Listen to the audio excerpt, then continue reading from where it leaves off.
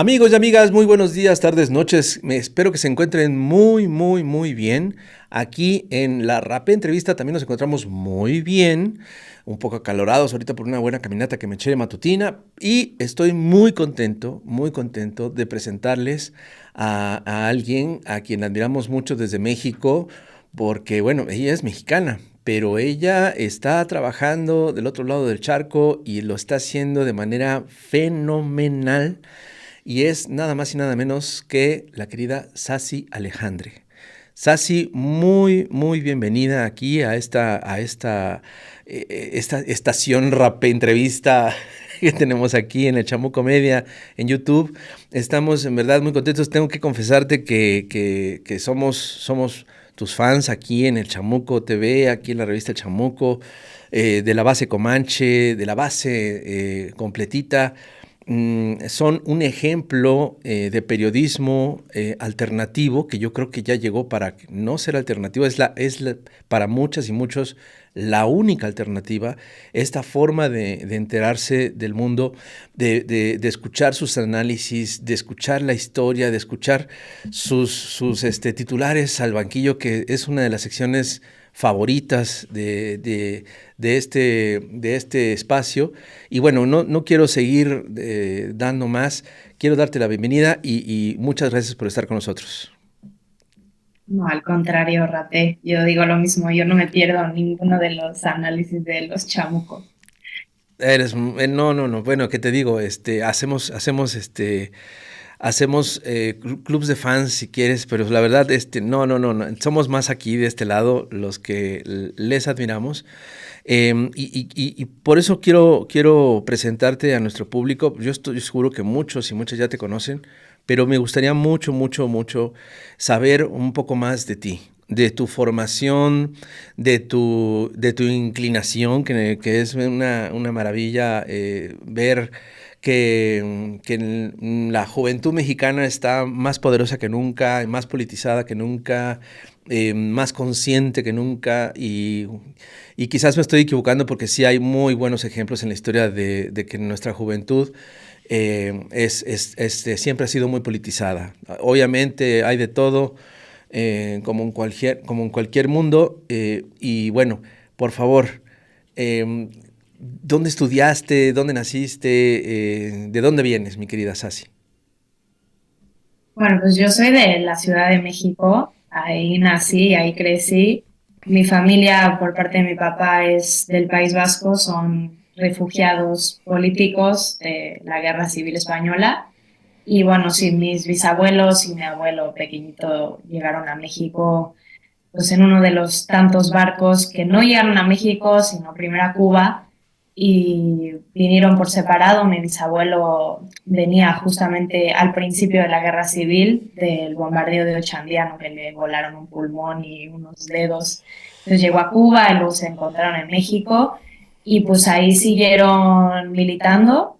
Y bueno, mis abuelos también estuvieron en México, son casi toda mi familia son químicos y son científicos. Y bueno, mi abuela es artista. Y yo crecí en México, pero sin mayor clima político en casa. Fue más bien, yo me politicé. Yo diría que el momento clave fue el golpe de Estado a Evo Morales en Bolivia, que ahí, digo, yo tenía pues, pocos años y justo me alisté al Partido Comunista, que fue una militancia muy breve, fue más bien simbólica, pero ahí fue donde empezó como ese fervor y es cuando empiezas a leer toda la historia del imperialismo estadounidense en la región y que no te deja. O sea, yo ahí me acuerdo escribía en la escuela, en el periódico de la escuela y escribí un manifiesto contra el imperialismo y lo quería publicar y me acuerdo que me hicieron un boicot en la mesa directiva editorial, o sea, teníamos 2 años todos, pero me enojé muchísimo y al final se publicó, pero me hicieron toda una campaña en redes como ella apoya la dictadura de Evo Morales y es como, sí, sí apoyo y no es una dictadura, no. Pero fue progresivo y bueno, sí, historia corta, larga, hice eso. Luego yo quería trabajar en el Fondo de Cultura, un Paco, porque había leído la biografía del Che y yo ya estaba enamorada del Che, pero todavía más. Me acuerdo que ahorré para comprármela, me la compré, no me la compré en el fondo, me la compré en un Gandhi con mi mamá. Me dice, ¿para qué lees eso? Todas mis amigas me preguntan que qué hice para tener una hija ¿Qué? comunista. Y ya la leí y entonces le mandé a Paco un video de mí hablando del Che Ujú. y le gustó y entré a trabajar ahí con él y estuvimos, bueno, yo estuve produciendo y luego después de un rato co-conduciendo junto con él el programa que hacen con Capital 21, Leer una hora inesperada. Y pues mi trabajo era básicamente leer libros comunistas y hablar de ellos en televisión pública, así me formé.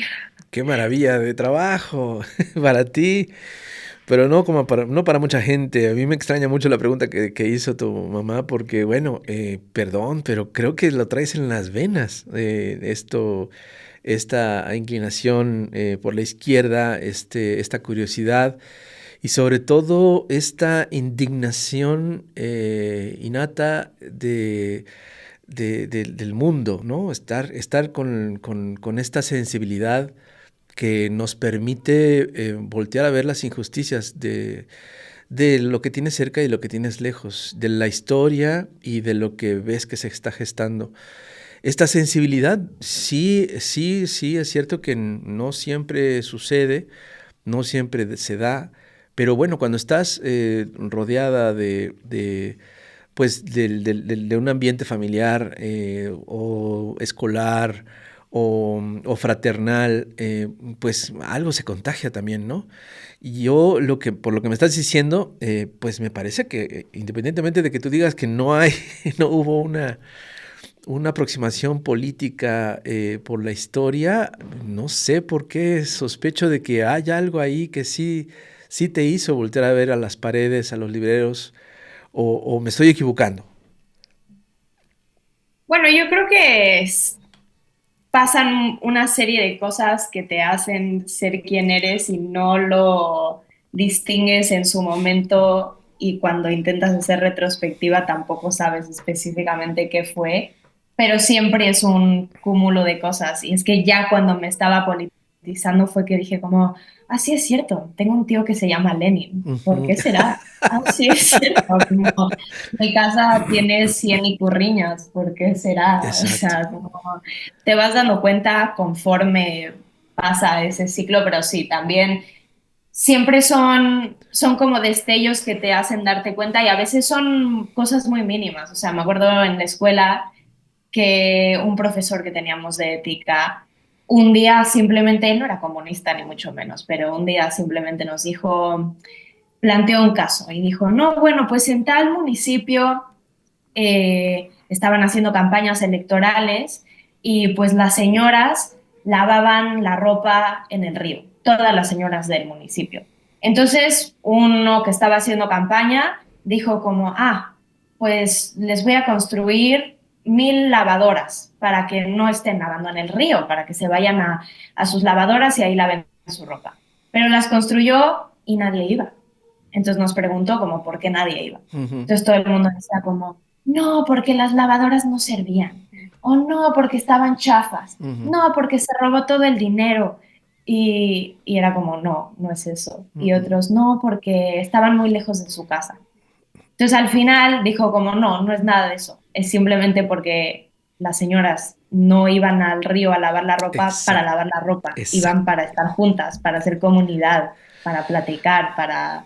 Entonces es como, ahí es cuando te das cuenta que no solo es ser de izquierda de lo intelectual, Ujú. es verdaderamente no verlo desde arriba, sino estar con el sentir de la gente, que es algo muy mínimo, pero al final es eso, es la comunidad. Y es que no se puede ser de izquierda si no estás con la gente y sabes ese sentir.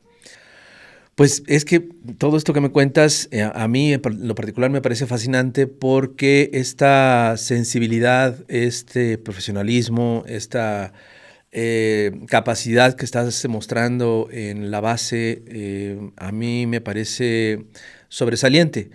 ¿Y por qué lo digo? Pues porque lo digo porque cada vez más soy un fan, un seguidor de las nuevas voces, de los nuevos rostros y con esta profesionalidad.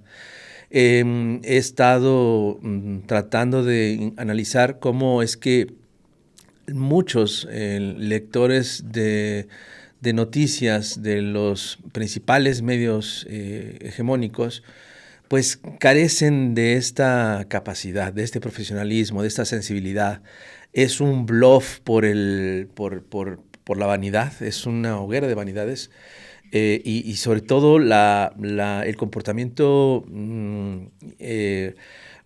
absolutamente insensible, la llamarada, el grito, la laraca, y todo esto que puede impresionar a algunos cuantos, lamentablemente a veces son muchos, pero que no informan, o sea, solo son reaccionarios incluso, no dan el contexto, no dan la historia, no se dedican a hacer un periodismo pues que no le falte al respeto a la gente. Entonces, esto es lo que yo veo, la gran diferencia que veo con la base, lo veo aquí con los periodistas, con Álvaro Delgado y Alejandro Páez Varela, lo tratamos de hacer en el Chamuco TV. En verdad, creo que el ingrediente que no se nos puede escapar es el contexto.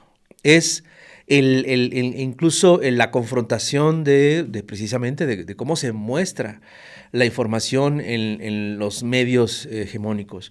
Esta, esta, esta dinámica de informar a mí me parece fabulosa y a mí me parece fantástico encontrar a una mexicana tan joven dándole esta batalla tan tremenda. ¿Cómo trabajan?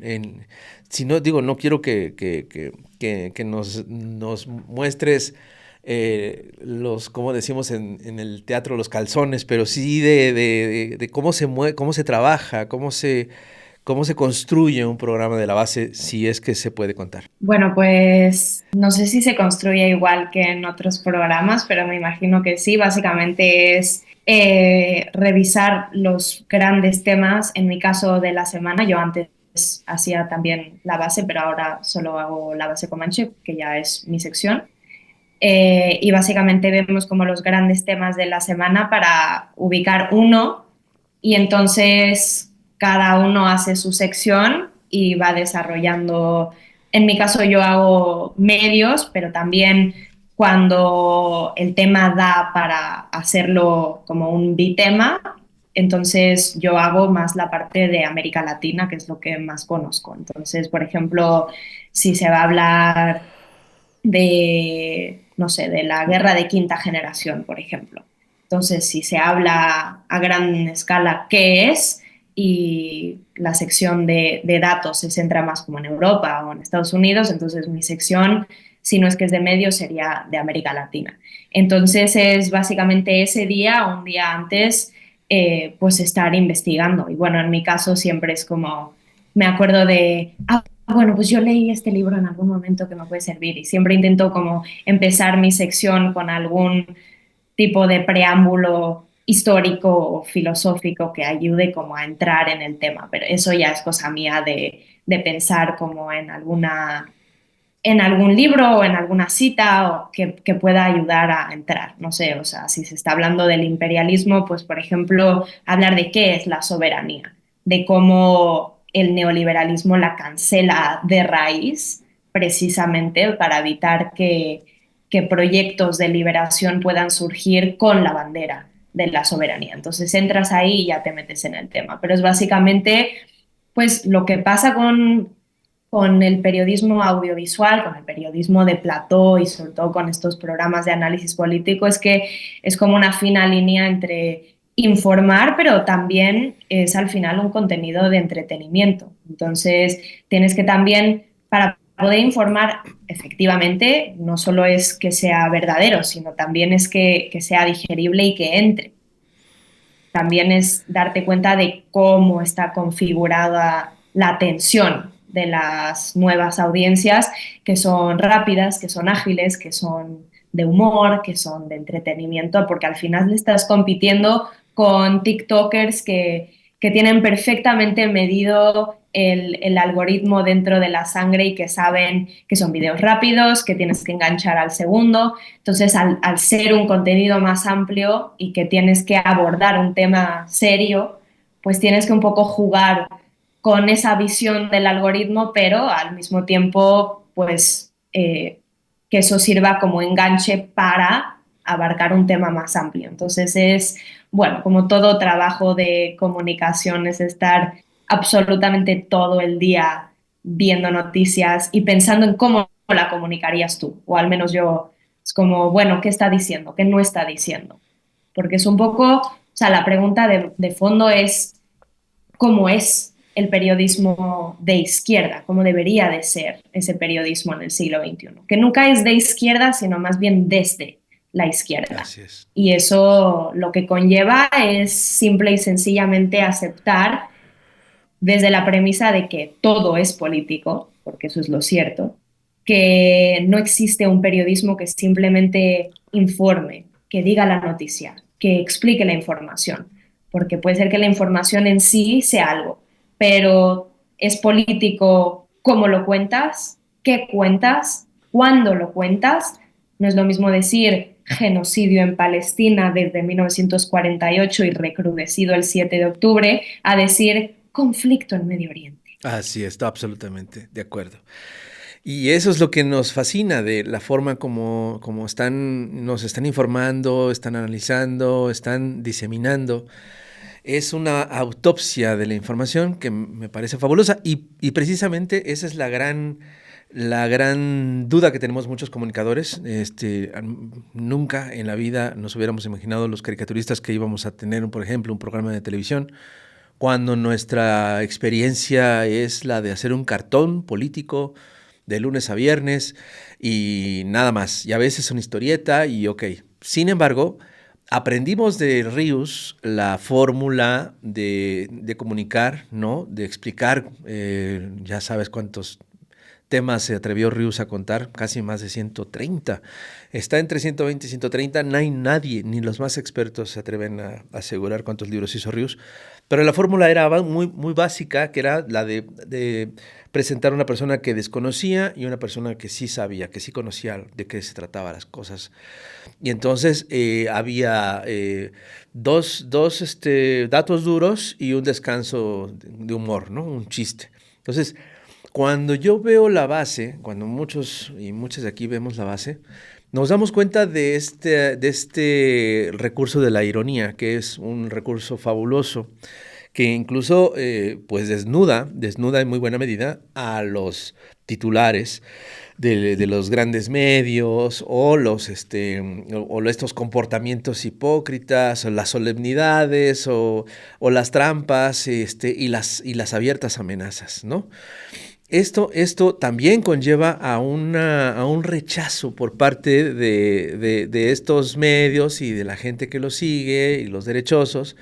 Y vemos incluso unos ataques feroces, ya muy cochinos, muy puercos en las redes sociales. Ya incluso estamos viendo cómo se están yendo muchos de X, por ejemplo, y pues por obvias razones. ¿Cómo has sufrido tú, cómo has sufrido la base estos ataques por parte de pues, los adversarios y los que no les gusta este tipo de periodismo y este recurso de la ironía para poderlos desenmascarar? Bueno, yo creo que empezando por la última pregunta, no sé si lo vería como una herramienta más que como parte de esa comunicación más contemporánea. Pero yo no estoy absolutamente en la línea de usar la ironía como un arma porque, bueno, bien decía David Foster Wallace que la ironía es la canción del pájaro que ha aprendido a amar a su jaula. O sea, es como un arma de doble filo, porque si la usas demasiado, Ya. entonces caes un poco en como divertirte demasiado en tu propia agonía. Mm. Entonces es como justificar al sistema como una herramienta para tu propio entretenimiento, como el cine anticapitalista. Ya. Como es lo más capitalista del mundo, lo hace Hollywood, pero te da una pildorita de, sí, sí, pero va a caer, como Ajá. dice María, ya caerá. Sí. Pero, pero bueno, sí, ¿cómo llevo los ataques? Bueno, dentro de la base como medio, y no solo se puede decir de la base, sino se puede decir de Sputnik, se puede decir de Telesur, se puede decir de cualquier brazo mediático contrahegemónico, pues el acoso es de base. El acoso viene por parte de las propias plataformas y por parte del propio sistema que obviamente que le incomoda que, que estén estos grillos ahí diciéndole cosas al oído de la gente que no quieren que se las digan. Pero bueno, en lo personal, yo creo que siempre estuve bastante mentalizada que iba a venir algún tipo de ataque que lo he sufrido, pero al final es parte de lo propio y más bien significa que algo estás haciendo bien y que algo de lo que estás diciendo les está molestando exactamente a quien tiene que molestar. Y bueno, yo en lo particular empezó el ataque en mi contra después de las elecciones en Venezuela, que fue un tema que estuve cubriendo tanto dentro como fuera del canal. Y bueno, pues la derecha venezolana, principalmente en forma de bots, porque eso también hay que tener en cuenta para tomarte en serio o no los ataques, que es Ujú. que, bueno, la izquierda tenemos pueblo, pero la derecha, a falta de pueblo, tiene bots. Entonces, pues te llegan 100 comentarios, de los cuales puedes estar segura que 80 vienen de una granja en Maryland. Entonces, da exactamente igual. Lo que pasa es que los ataques no es para que te los tomes personal, porque al final los comunicadores y los militantes tenemos que, no nos podemos tomar eso personal porque no es personal. Nosotros simplemente somos un portavoz, pero el mensaje es lo que se está atacando propiamente. Entonces, pues también por parte de los ataques que vienen de portavoces de grandes medios corporativos, que siempre los hay, pues no es cosa de sentir el ataque, sino más bien de darse cuenta que la propaganda y estudiar la propaganda que están difundiendo ellos, Ujú. porque tenemos que saber que siempre es muy representativa porque viene de donde duele, pero no de donde nos va a doler a nosotros, sino de lo que les duele a ellos. O sea, va más allá de los ataques en mi contra, que eso da exactamente igual. Yo lo sobrellevo de la misma manera que cualquier persona que se invoca como militante debe saber que van a venir, pero analizando ya las propagandas y los ataques a la causa, que es lo que verdaderamente importa, pues es representativo y es donde les duele a ellos, porque, por ejemplo, cuando atacan a un país como Venezuela de ser antidemocrático, es porque saben que más bien es un país donde precisamente se ha afianzado la democracia real, más que en casi cualquier otro país. Una democracia que no es representativa, no es burguesa, como en el jardín del occidente, donde las elecciones se rigen por lobbies, por medios de comunicación cooptados, por un Elon Musk que compra una vicepresidencia de un país con lawfare contra candidatos incómodos y en sistemas políticos blindados contra la revolución, porque así se creó Mm. esa democracia burguesa, Así es. donde no hay una rendición de cuentas real, sino que en Venezuela desde Chávez es una democracia participativa, no solo representativa, que no aparece mágicamente cada 4 años para elegir al presidente, sino que está todos los días, con lo que llaman el parlamentarismo de calle, que es básicamente cuando van los legisladores a todos los municipios, a todas las comunas, a los pueblos, y la gente misma es la que crea las leyes e impulsa las leyes. Entonces, en las propias comunas empujan hacia políticas más radicales con votaciones activas casi todos los días para decidir si se pone un nuevo asfalto en la calle, si se pone una nueva lámpara, cuándo se pone, qué tipo se pone. Es decir, eso es una verdadera democracia. Entonces, y lo mismo vimos exactamente en México con la reforma judicial. ¿Cuál fue el ataque de la reacción a la reforma al Poder Judicial? Que era antidemocrática, lo mismo. ¿Por qué? Porque justamente lo que hace es romper el cerco de la dictadura perfecta. Es poner al pueblo al mando de su historia, cortarle la yugular a esos lobbies, a esa injerencia yanqui, a ese partido de élite que fue el PRI y el PAN, para que deje de poder controlar al país sin someterse nunca a elecciones, que deje de tener la hegemonía para determinar qué es justo y qué no. Es justo masacrar estudiantes como en Tlatelolco, pero no es justo un movimiento estudiantil. Es justo desaparecer 43 estudiantes, pero no es justo marchar pacíficamente recordando a los caídos en el 2 de octubre. Es justo un telediario al día siguiente de una matanza de las más ruines del país, empezando con, hoy fue un día soleado. Ah, pero no es justo presentarte a las elecciones con un modelo distinto de país, de un país para el pueblo, como lo intentó hacer tantas veces AMLO. Es decir, hay que ver qué dice la propaganda, no quedarte en el, ay, me duele porque me atacan. Dios mío, qué maravilla de programa, señores y señores, estoy muy contento, pero vamos a tener que hacer un corte de estación, una pausita y ahorita regresamos, no te vayas así, vamos a seguir platicando.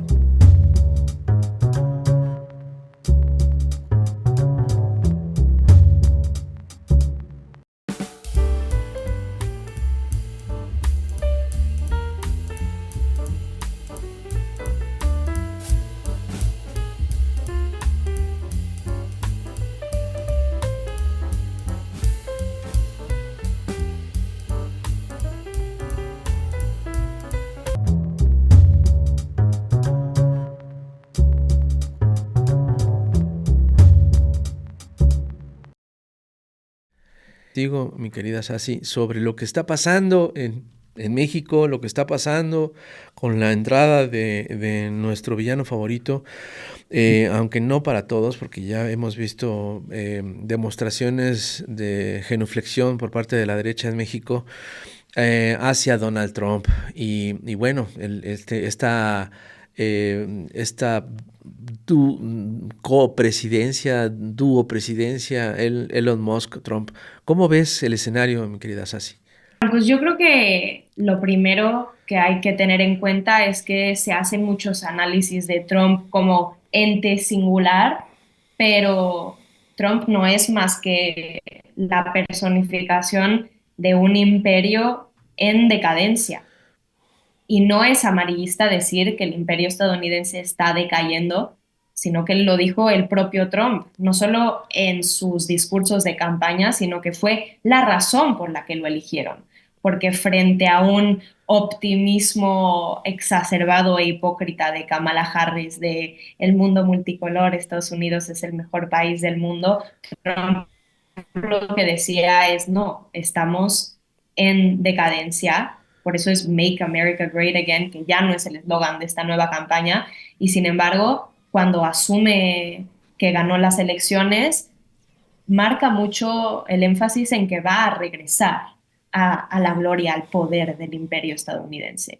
Entonces, tomando eso en cuenta, que más allá de Trump tenemos que hablar sobre el imperialismo propio de un capitalismo en crisis, que es la misma tesis tanto del propio Lenin como de Gramsci después, de que mientras que muere el viejo mundo, pero no nace el nuevo todavía, se abre un interregno de monstruos. Entonces, eso viene para todo el sur global, pero creo que una de las cosas que podemos intuir por parte de los mensajes crípticos que ha dejado Trump antes de asumir el mando es, por ejemplo, el nombramiento de Marco Rubio en relaciones internacionales, que es lo que te dice. Pues Marco Rubio, que es un histórico hijo de esclavistas cubanos durante la dictadura de Batista, que fueron justiciados por Fidel Castro y que por eso le tiene una inquina histórica al comunismo y a los regímenes de América Latina. Entonces, que lo ponga él a la cabeza de todas las relaciones exteriores, pues básicamente lo que te dice es que el énfasis va a estar puesto en América Latina. Dicho esto, creo que tenemos que también ser pragmáticos porque Trump, por ejemplo, con el tema de Venezuela, no se ha pronunciado. se rehusó a reunirse con Edmundo González Urrutia y uno de sus senadores, Bernie Moreno, del Partido Republicano, dijo que cualquier negociación iba a ser con Maduro porque él es el presidente electo de Venezuela. Y eso es simplemente un ejemplo de cómo puede ser que se comporte en la región. Muchos hablan de que su discurso es una manera de escalar en la propia narrativa para desescalar en los hechos. Ujú. Yo lo que creo es que hay una cierta verdad en sus intenciones, que es lo que siempre se ha dicho, que lo que le podemos reconocer a Trump es que abiertamente nos diga qué quiere hacer, pero lo que también es, y creo que en esto debemos de centrarnos, es que al hacer promesas tan radicales y con tanta antelación, es básicamente para que la gente se acople a la idea.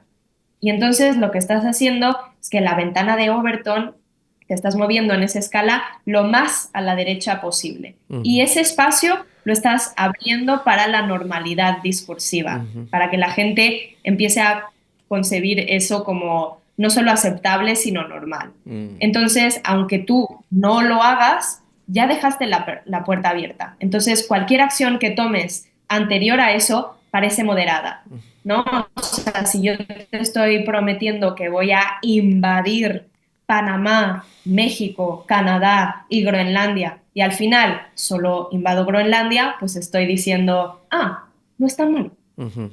Justo, justo, pero creo que aquí ya se topó con pared, o más bien se topó con una democracia, con una presidenta, con algo que detesta Estados Unidos.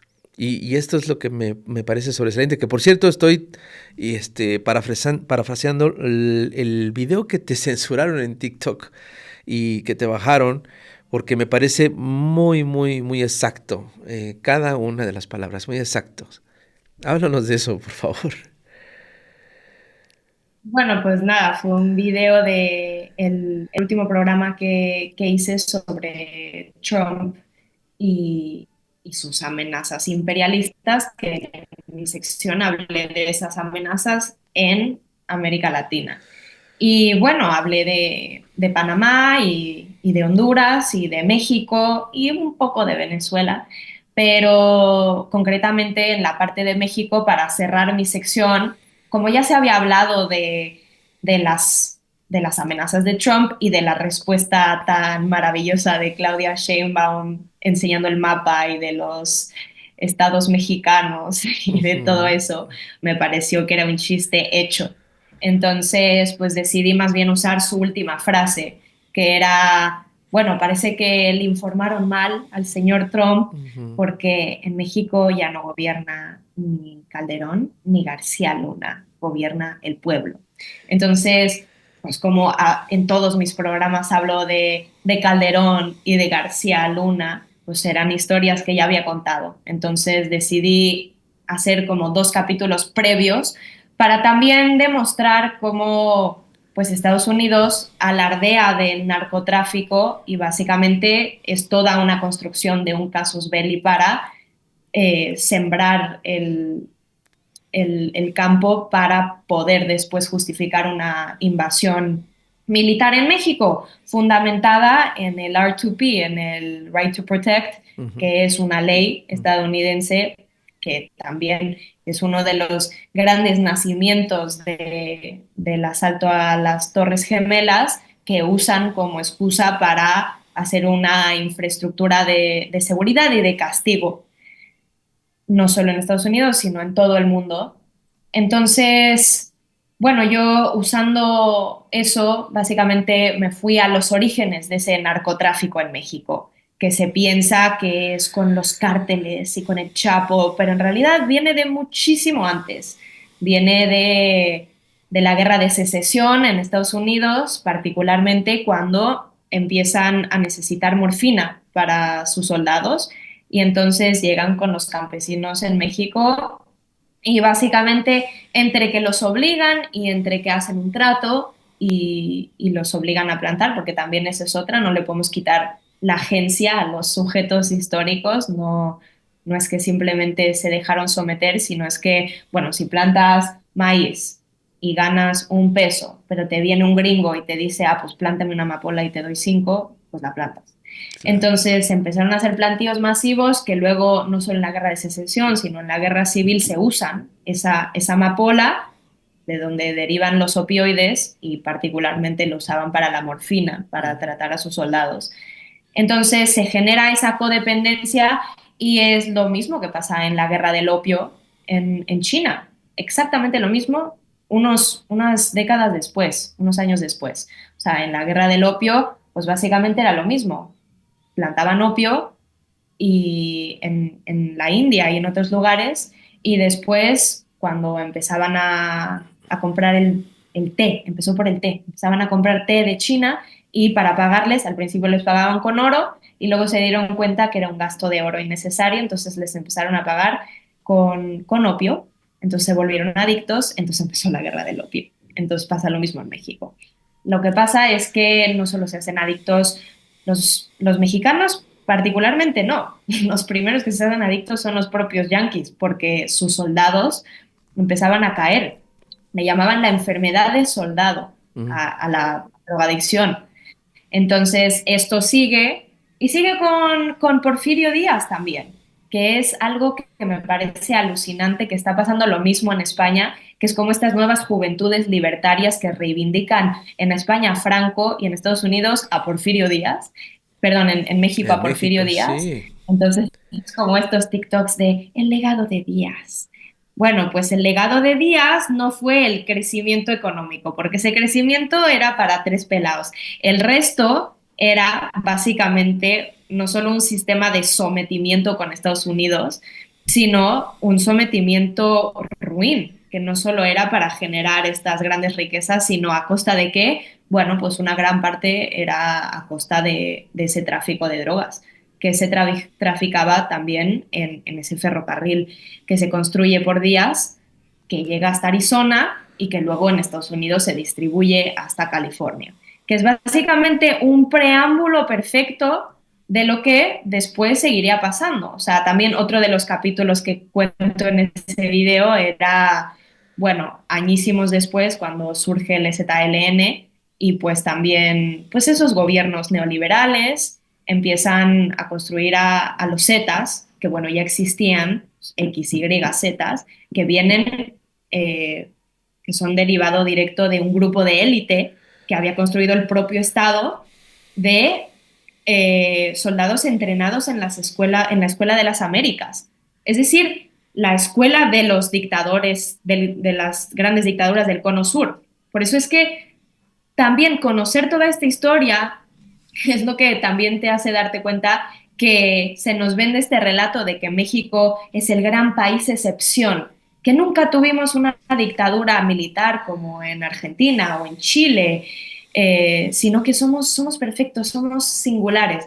No, no somos singulares, era una dictadura, pero era una dictadura perfecta. La guerra sucia era la misma represión, eran estados de sitio, eran toques de queda, eran equipos militarizados entrenados en contrainsurgencia en las mismas escuelas y con el mismo cometido, solo que había una farsa de elecciones, que luego los grandes académicos pues se tuvieron que inventar la patraña de la transición a la democracia cuando gana un gobierno del PAN por primera vez. ¿Y eso por qué pasa? Porque el descontento popular, al darse cuenta de que era una dictadura perfecta y no una democracia, pues entonces tienen que sacarse a ese otro partido de la manga.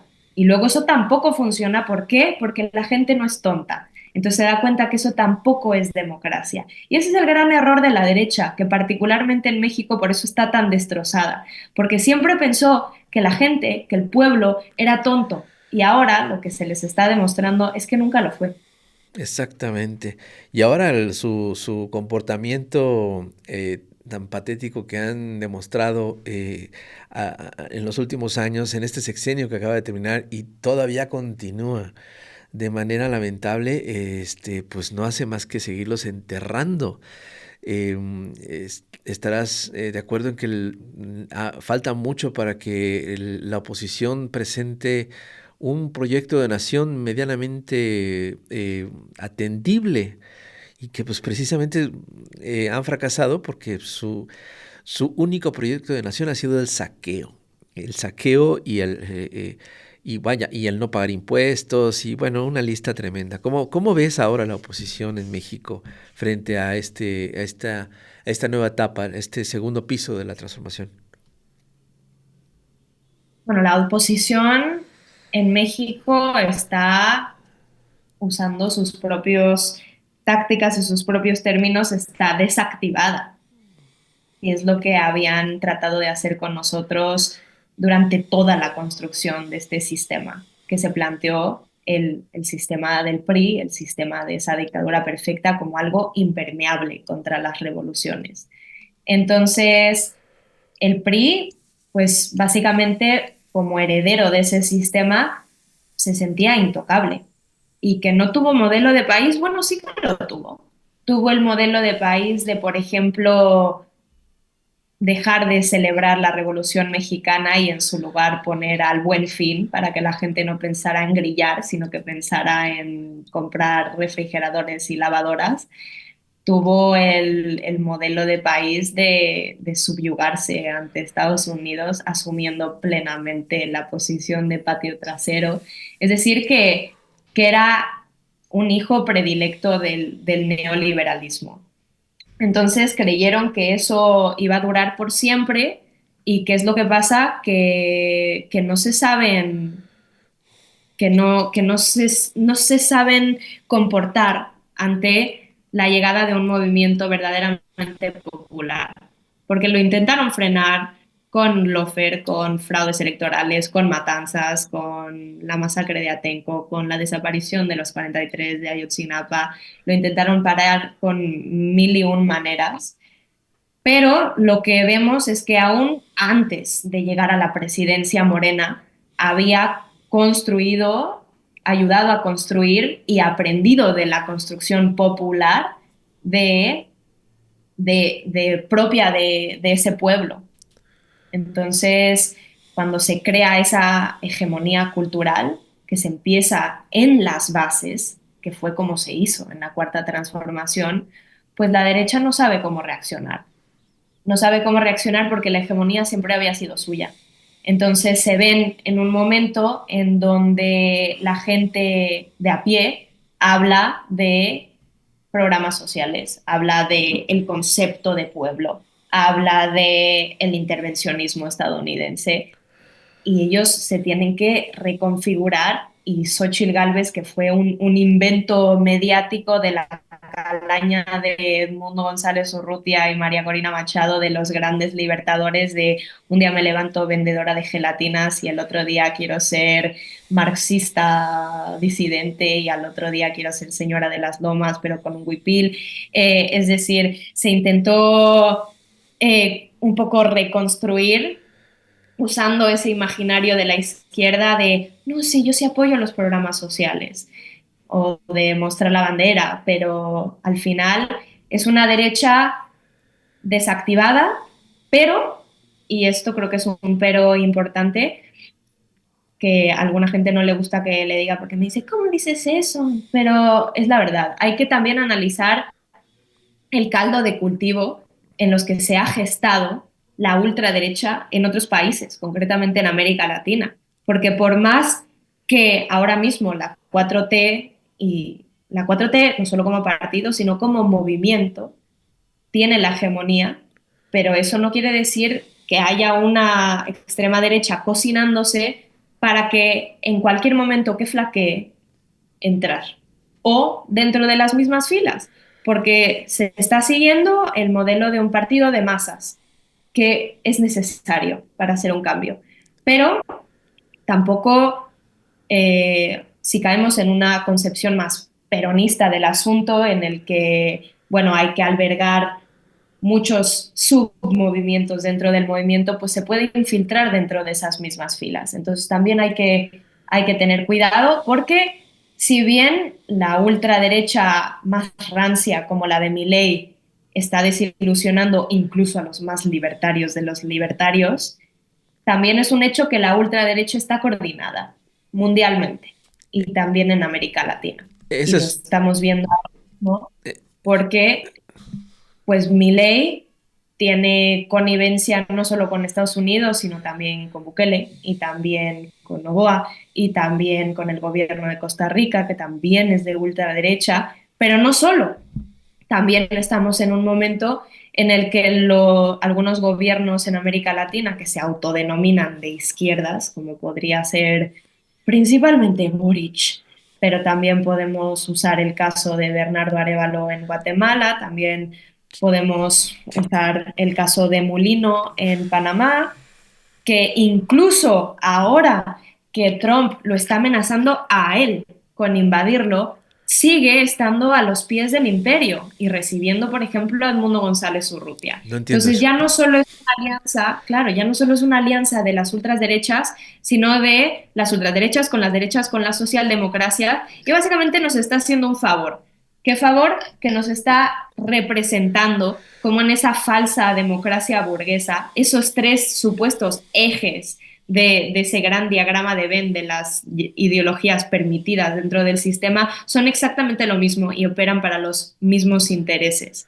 Entonces, por eso es que países como México, que se habla de él como el faro de la izquierda, no solo latinoamericana, sino mundial en este momento, ahora mismo tiene un valor clave, que es también algo que decía en ese video que me censuraron en TikTok y en todos lados me lo están bajando, pero otra cosa que decía en el video es básicamente que mientras que las grandes revoluciones se han hecho en América Latina, ahora mismo todas esas revoluciones invictas tienen un papel todavía más crucial y más de vida o muerte que nunca, porque la 4T llega como la gran madre para arropar a las revoluciones de América Latina, no porque sea la más radical, no porque sea la mejor, sino porque es México.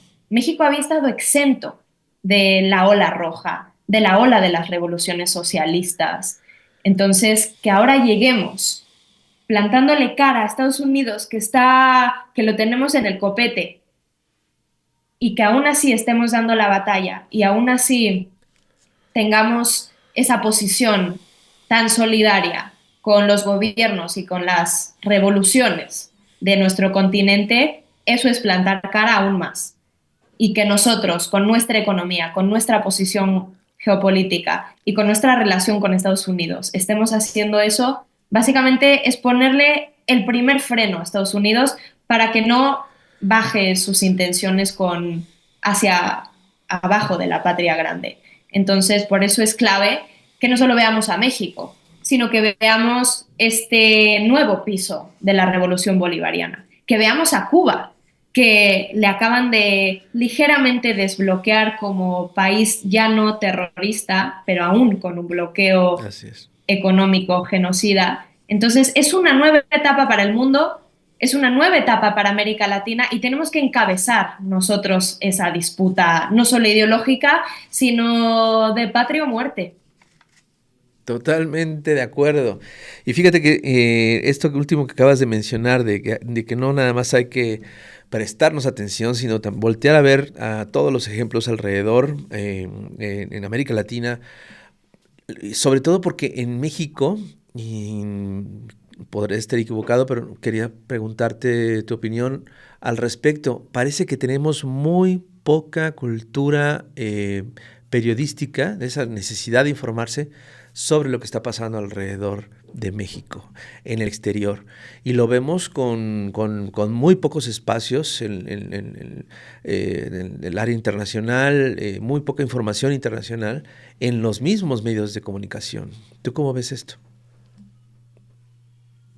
Sí, yo creo que absolutamente. Eso creo que es algo que pasa por herencia de esa cultura estadounidense, ¿no? ¿Cuál es Mm, el gran país en el mundo que no te puede ubicar a Australia en un mapa o a mm, Rusia, que es como de este tamaño? así es. Es Estados Unidos. Ujú, Entonces, creo que es un poco esa herencia cultural, porque, por ejemplo, otra vez en Venezuela, que vivió durante tantísimos años en dictaduras militares y en gobiernos lacayos de Estados Unidos, fue hasta que llega Chávez y empieza el aló presidente, que empieza a hacer precisamente esa pedagogía popular de hablar de literatura, ¿no? Fue el que en su discurso de la ONU sacó el libro de Chomsky, de literatura, de historia, de economía, de teoría política,